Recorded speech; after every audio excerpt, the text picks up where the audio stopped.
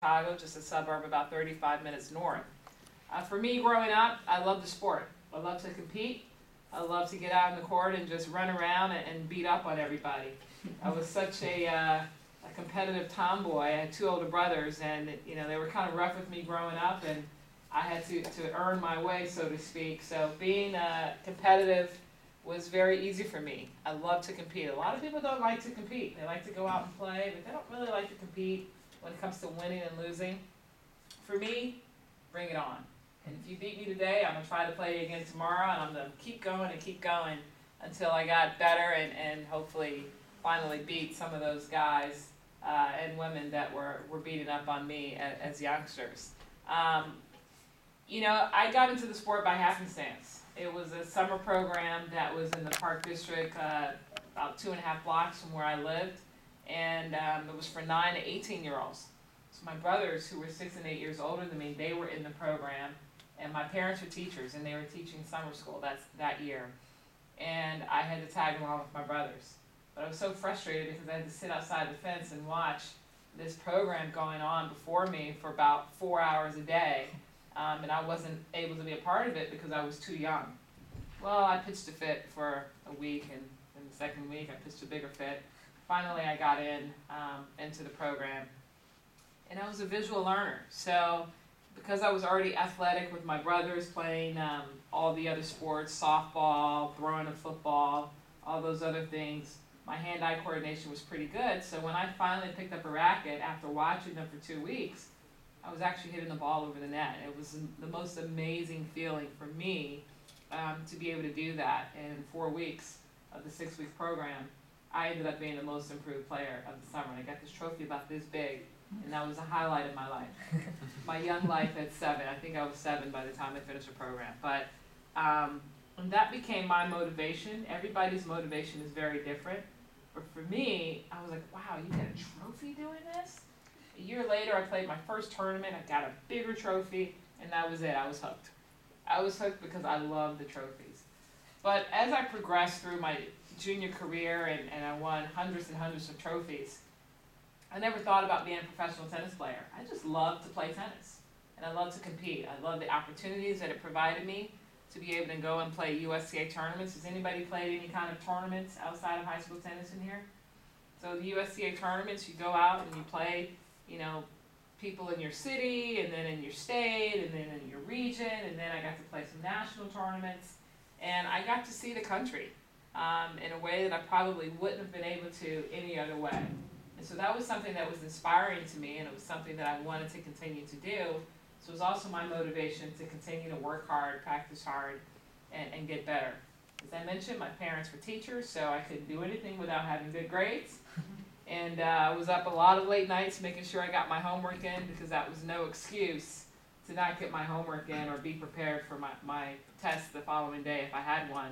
Otherwise, they'd take tennis away. I couldn't go to practice, etc. So I really had to work hard at school to make sure that I could go and continue to do something that I really loved. Fast forward, went to Northwestern, one of the most amazing universities in the country, great institution. I focused on communications, something that I wanted to get better at in communicating. I was trying to look down the road as to what I really wanted to do in life, still not realizing that I could be a professional tennis player, although my coaches and everyone else thought I could. It was very different in the 80s. It wasn't on television every day. I only saw it at the Grand Slams and maybe a couple other major tournaments throughout the year that I got to see it on television. So I never saw myself in a reverse situation, being on television and playing in front of millions of people on television, or thousands in that particular arena. But so happened that I got good at it, I was better, and I went on and played. I was 8 in the world in doubles, played on every major stadium that you've seen on television. I was 67 in singles, and played some of the best players in the world that you've heard of, from Chris Evert to Martina Navratilova to Steffi Graf, etc. All these people, you guys weren't even born then, but I'm sure you've probably heard of them as of late. Martina definitely is still on television doing commentary now, which I also do. So from my communications background at Northwestern, once I stopped playing professional tennis, I actually went on to be a national coach, which was working with the top junior players in the country that were making the transition from junior tennis to the professional ranks. And I did that for about 4 years. And from that point, my body was breaking down. I was getting tired of traveling because it was a lot of travel. And I had to sit back and figure out, what is it that I really wanted to do? Guess what? I studied communications. So then I sought out the opportunities that were in broadcasting for tennis. Ended up at Tennis Channel, which was a startup company, I guess 11 years ago now, back in 2003. And I didn't have a reel. Do you know what a reel is? So a reel is a video, or now CDs or DVDs of maybe 5 minutes of your best clips of work that you've done, and you submit it so that they can see how good you are or not. And so I didn't have that because from playing, I did a little bit of TV, some interviews here and there, but I hadn't really done it on a professional level, consistency to submit. But I basically went in and told them that they were going to hire me and why they needed to hire me. You don't pretty much do that, right? You kind of go in and hope that you get a job. But that was a confidence that I had in myself. That was a confidence that I knew in the value as to what I was going to bring to this network. And I basically convinced them of that. I went back home. I was living in Atlanta at that time, and spoke to a buddy of mine that worked at NBC. He was a sports anchor at NBC. Told him what my opportunity was. I said, I need a reel. I have no video. He says, hey, meet me at the studio Sunday evening at 6 o'clock. Okay. I show up. I'm sitting on the news set, and he types up some stuff, puts it in a teleprompter, finds some tennis video. He says, we're just going to talk about this video. Tell me what you think of this match or this player, so forth and so on. We take one shoot. They shoot it once, and I still didn't realize what they were doing. The entire NBC production team is still in there, and they're producing this, and they're taping it, and etc. It was, all right, come on, let's go. So we go in the back to this big production room that has all these screens, and you've got 25 people in there that actually need that many people to actually put a news show together. They show the video, and the producer says, this is great, let's go, we'll run with it. I said, run with what? He says, this is your reel you're going to submit to the network. And I was like, really? I was like, oh my God, was that simple? Was that cool? He said, yeah, you only needed one take. So that was I think because I didn't really know what I was doing, I wasn't so nervous, I kind of went through it. Sent it in, and about 2 months later, I got a phone call and it said, hey, how would you like to be our first analyst when we flipped the switch to go on air? Because they hadn't gone on air yet. It was still in development.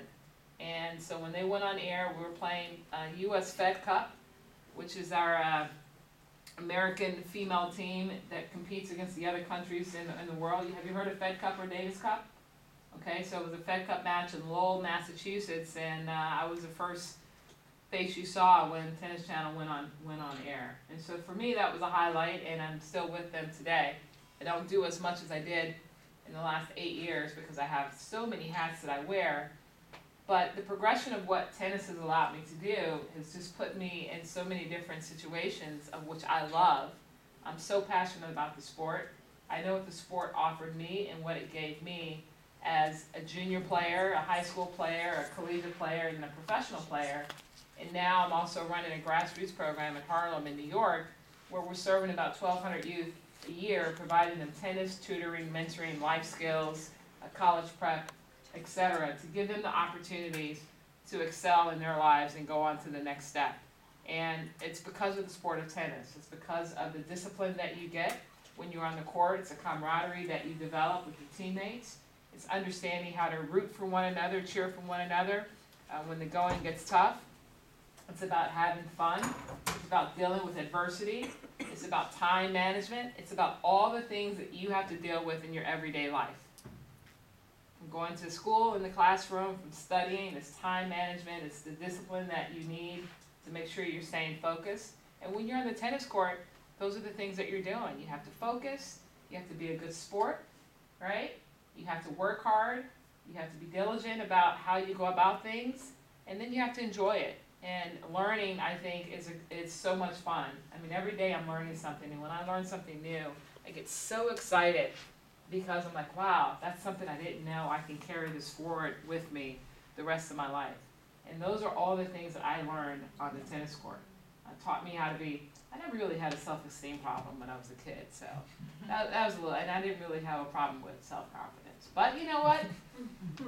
It's because of the sport that really taught me that. And I think that's something for each of you sitting around the table. There's something inside of you that's a lot deeper that you don't know that tennis is actually pulling out of you. And you're finding out something new about yourself in certain situations on a tennis court, whether it's in practice or whether it's in a match, or whether you're just going out and playing against one another. And those are qualities of life that you're going to carry with you once you get out of high school, once you get into college, or whatever your trade may be beyond that. And it's something that I'm just very passionate about, and anytime I can share my story with a group of young people, hopefully something resonates inside of you, and there's a light to switch that says, wow, I never thought of it that way, or wow, yeah, I can see myself doing that. But you have to believe in yourself. It's really about believing in yourself and about going after what you want. Being a professional tennis player is not easy. It's not like all the other sports where you get drafted, or you're on a team sport and you can pass the ball, or you can block for someone else, or someone else is blocking for you to run down the field. This is something that you as an individual are out there, you've got to figure it out.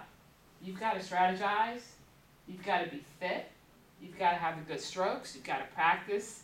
It's persistence, it's repetition, repetition, repetition to be as best as you can be. And it's the same thing as when we're studying. You've got to study, you've got to read and reread and reread to really internalize what it is that you're trying to learn, and then be able to articulate it. And it's the same thing that tennis is doing, and that's why I love the sport so much, because it really teaches you about who you are as an individual, about how you deal with challenges, about how you deal with adversity, and about how you really go after things. So for me, that's my story.